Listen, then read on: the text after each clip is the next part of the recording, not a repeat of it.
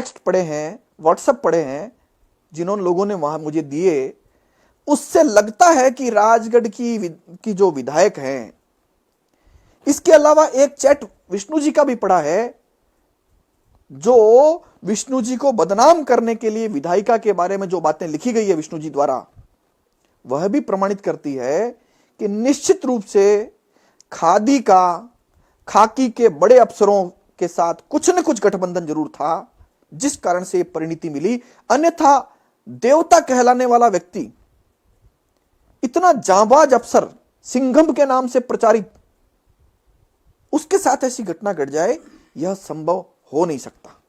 हाँ, वहां पे हमने देखा कि विष्णु जी इंसान नहीं भगवान थे, इस तरह के नारे भी लगे। तो ये उनकी लोकप्रियता को वो शो हो ही रहा है। और जहां भी वो रहे, उनके ट्रांसफर के बाद में वहां पे कर्फ्यू की स्थिति रही, ऐसा लोग बाग बताते हैं। वो आदमी, पता नहीं, मैं आपके माध्यम से जो बात बता रहा हूं,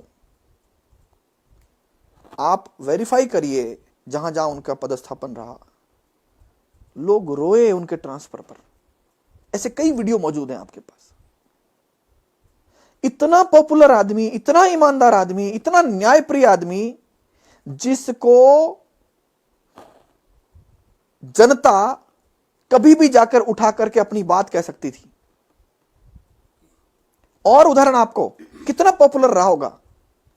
उनके कार्यकाल में उनके थाने में कोर्ट के माध्यम से एफआईआर दर्ज होने की परंपरा बंद ही हो जाती थी लगभग।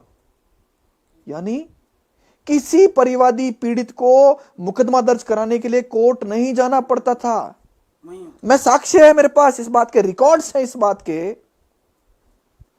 ऐसा पुलिस वाला इस राजस्थान में, मैं दावे से कहता हूं, एक भी नहीं है।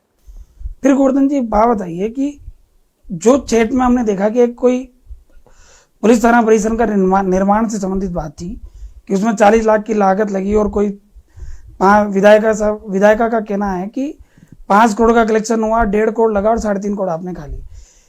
क्या आपको लगता है दबंग, इतना ईमानदार, निडर, कर्तव्यनिष्ठ, जिसने कहीं परवाह नहीं करी हो जीवन में, वो इतने से आरोप से इतना भयभीत हो गया कि उसने आत्महत्या जैसा कदम उठा लिया? अब इसके पीछे दो बातें। मैं राजगढ़ में जब लोगों से बात कर रहा था, तब राजगढ़ के लोगों ने जो कहा, उसकी 2-3 लाइनें बताता हूं आपको। पहली लाइन, हमने अपने जीवन काल में ऐसा पुलिसकर्मी देखा ही नहीं। अनगिनत लोगों ने राजगढ़ में यह बात कही।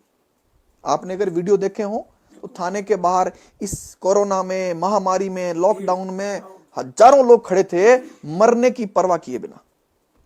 दूसरी एक बात और सामने आई कि वहां इससे पहले जो पुलिसकर्मी रहे, ऐसा कहा जाता है कि वह पुलिसकर्मी, वहां लोग कह रहे थे, 1-1.5 लाख रुपया महीने की मंथली विधायक का, ये जो विधायक जिनका आप बता रहे हैं, उनको देते थे। यह चर्चा राजगढ़ में, आप अपने स्तर पर पता कराइए, अपने साथियों को भेजकर पता कराइए, तो आपको ये सामने आएगी। अब विष्णुदत्त से यह कल्पना करना कि वो 1 रुपया देगा, असंभव बात थी। ऐसी अवस्था में 2 ही इलाज थे। पहला यह कि विष्णुदत्त को दबाओ, बदनाम करो, और उसको, स्वाभिमानी व्यक्ति को अंदर से इतना तोड़ दो कि वो इतना टूट जाए कि उसके पास कुछ ऑप्शन नहीं बचे। और दूसरा ऑप्शन जो है वो ये है कि वहां के जो अपराधी हैं, जो नेताओं के कार्यकर्ता हैं, उनके माध्यम से उनका मर्डर करवा दो।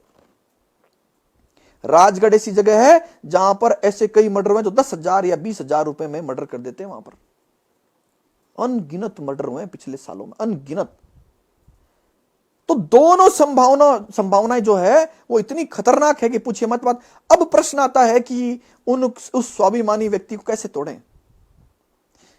इस पूरे घटना में किसी नेता से वो नहीं टूटता, वो टूटा है तो अपने लोगों से।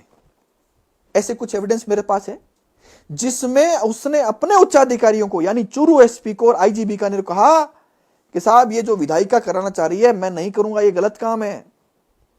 तो उसको कहा गया कि आप ऐसा कोई काम मत करिए जिससे विधायक इशू बना सके। पहली लाइन। दूसरी लाइन, जब वो